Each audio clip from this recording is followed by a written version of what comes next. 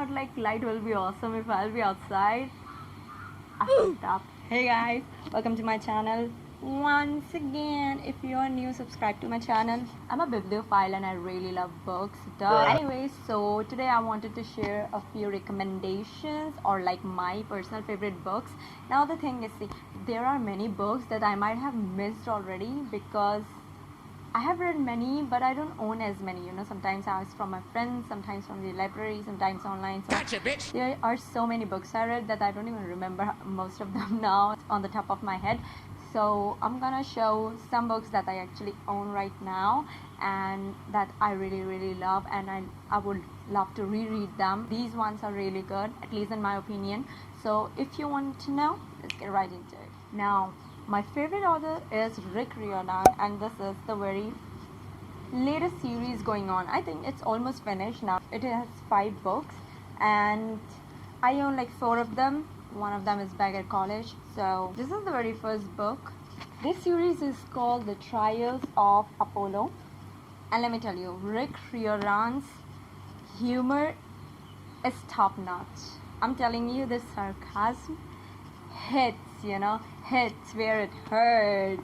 I really love his sense of humor. I really love how the whole series go. Now, you will know I'm a fan when you know I have read the Percy Jackson. This is where my love started. I found this in the school library. So the Percy Jackson, I think almost, if you're a book lover, you might be knowing about Percy Jackson. Like, it is like all over the place. You might not have read it, and let me tell you, if you have not, you're missing out. You are sleeping on it. You need to read it. So I just own like one of those parts, like one of them, because I'm too broke to own all 5. Aww. And another series from same author, Heroes of Olympus. This series follows Percy Jackson, but with like the Roman Empire. Like, they go to the Roman side of the things, and Percy Jackson is more on the Greek mythology side. It's like adventure novel. All of them are adventure novel. Trials of Apollo is also on the Greek mythology side of things. And so the whole storyline is like, the Percy Jackson one is from Greek mythology. So it starts with Percy, who is son of Poseidon, so basically one of the big 3. So it catches up, and there are like 5 parts, but let me tell you, you are not going to be disappointed or bored. By the time you're done with all 5, you're going to want more from Rick. So that's the reason the next series comes, and it's Heroes of Olympus. Now the same, but here they combine with the Roman mythology side and with another demigod area of Rome. And then comes the last series. When you go on watching it, it's The Trial of Apollo. Now this is not directly related to Percy Jackson per se, but he does appear here a few times or a few mentions, but it is not about Percy. It is about Apollo, the sun god who is cast down on earth by Zeus because he fucked up basically. So he's now human, trying to go on quest and, you know, get back his god status. So that is that. Now, since I'm done fangirling over Riordan, we are gonna dive onto some other ones. Should I add drum rolls? Because this is no big brainer. You're a wizard, Harry. Why did I not read this already? It just arrived like yesterday. I ordered it like a week back. This one's The Prisoner of Azkaban and Gryffindor edition. Anyways, I just own like 3 of those books, 1st, 2nd and 3rd, and this 8th is scripted one. This one a friend of mine gifted to me. Shout out to Anshu. That was a birthday gift, more like I took it from him, you know. He didn't offer at first. What did he say? I was like, it's my birthday, I'm keeping it, and he was like, okay. Anyways, why was I sleeping on this masterpiece? Will somebody whack my head for that? I don't know why I was sleeping on it. Like, I have watched the Harry Potter parts a number of times, like the movie. If you have watched the movie and after that reading the book, personally I think that this does wonders for me, because I could imagine what was going on like in the movie and related with the book. And it's freaking interesting. I read the first part in like couple of days, like 2 days I believe. I'm gonna start this one since this came finally. So if you are somebody like me who have watched the movies and are sleeping on the books, don't do that. You're not a real Potterhead. Like, I was not one either. Now I am. Bruh. I'm gonna finish all those parts. Just somebody needs to sponsor me and get me all those. Now, these ones were all like adventure and like more teen stuff, even though I'll say it's for all age. Like, I still read it. I'm not a teen anymore. I might look like it. So let's go to self-help books. Now let me tell you, this genre is so done for, I think, because every book, after you read like a couple of books, it just repeats. It repeats itself in just different words with some different examples, but that's about it. But after I read Ikigai, it all changed. Like, my mindset changed. I have like so many bookmarks on it because there are just so many things that I really like about this book, and I implemented like many of those in my personal life. If you don't even like self-help books, but I think you should still give this one a try. Read it. It's not only about like the long life, you know. It's like all the happiness, like you have to find it in small things. Saying is easy, but here, like giving the examples, what I think they talk the most about in this book is how much community, friends, and being happy with whatever you have, how much that means to live a good enough life. Now, I'm not sitting here to give you spoilers. I'm just telling you my favorite list, so I'll say give it a try.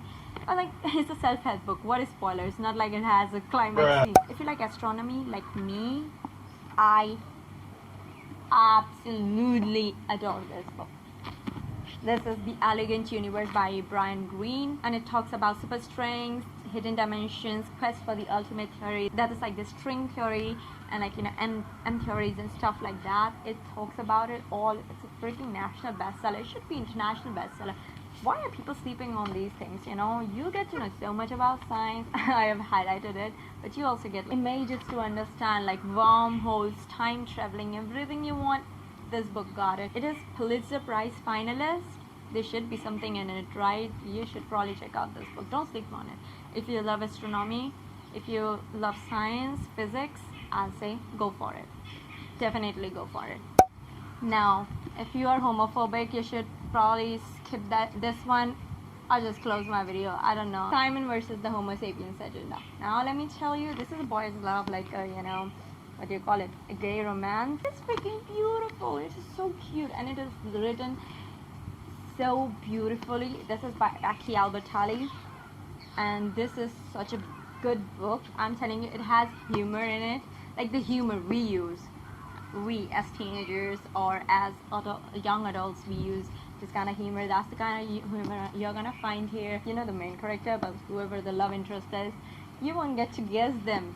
Even I couldn't guess them, and I'm freaking good at, you know, guessing all the plots in the books because I've been reading too much. It was so good that I recommended it to all my friends. I even gifted one of my friends the same book, and they loved it too. I'll read out the quote. Straight people should have to come out too. The more awkward it is, the better. Come on. Why should gays have all the fun? Bruh. Come out of the closet, straight people. I will say you should try it if you're open-minded enough and you love romances. You should probably try it once. Now the next one is yet another category. The Adventures of Sherlock Holmes, Arthur Conan Doyle. Like, who doesn't like Sherlock Holmes? Also, Doctor Strange or Sherlock Holmes. I like them both. This consists of like 12 different cases that Sherlock Holmes cracks. One case is like 30 pages long, and it will grip you to the end anyway, you know, because you will want to catch the culprit along with Sherlock Holmes. At least that's what happened to me. By the way, there is this really hilarious quote at the back of the book. It is my business to know what other people don't know.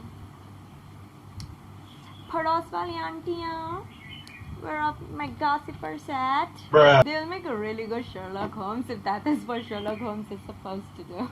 Last but not the least, and very different from all others, Cersei by Madeleine Miller, and this was shortlisted for Women's Prize for Fiction 2019. Honestly, I'm dumb enough. I really love the cover, so I just bought it. But I was pleasantly surprised. I didn't know who Cersei was in the Greek mythology, but I did not know that I was gonna like this book a lot, and this was gonna take a whole another spin on Cersei. Because let me tell you, according to Greek mythology, Cersei is a sorceress and a witch, or whatever you would like to call her. Like she does. Abracadabra reminds me of a snake. Cersei is a sorceress in Greek mythology, and usually she is not portrayed so good. She is usually a villain, you know, keeping men hostage in her island. She is the daughter of previous sun god Helios. She is overshadowed by all of her siblings. She is that depressed. She wants that love and affection from at least somebody. I was thinking it's gonna be like, you know, a man saves her. Oh boy, was I surprised. No, she saves herself. She goes through many different things that I say are very difficult to go through. Like so many different things. Like she gets heartbroken, she gets abandoned, she gets hated on. She is basically quarantined for longer than we will ever be. She was quarantined for like thousands of years without anybody with her. She even loses a child. She's not as strong, like she beats up, you know. She's strong. She's emotionally and mentally strong, and she gets stronger as she keeps on experiencing different hardships in her life. This is not my cup of tea. I'm more of a romance or adventure kind of person, but this is very different adventure than anything else I have ever read. So I'm gonna tell you, I learned so much from this. Especially if you're a girl, you should probably try this once. You know, because fuck society, you need to do what you want to do. Special mention that I want to give out there, the book that I absolutely loved and adored, the Harappa series by Vineet Bajpayee. Now let me tell you, if you are sleeping on the man, don't do that. This book was actually very famous, but not as famous as the Shiva trilogy in India. But I think this guy really needs to be acknowledged. The Harappa series was so freaking gripping. I was traveling, so that's what I basically started reading it to get over the boredom. But damn, was it something? It was so freaking good. If you haven't read it, you're missing out. You're missing out big. I'll tell you, try to read that book. This is the series, this is how it looks. These are my recommendation, my all-time favorites. There are many more that I have read and I have forgotten, I'm sorry. I do have time right now and I'm very confused which book to read because there are so many. So if you have read and you think some of them are really worth a try, please drop down a comment below. Drop it. I would really love to read it. And a special shout out to thank you everybody for supporting me. Like, share and subscribe. Next video is on Sunday, so stay tuned.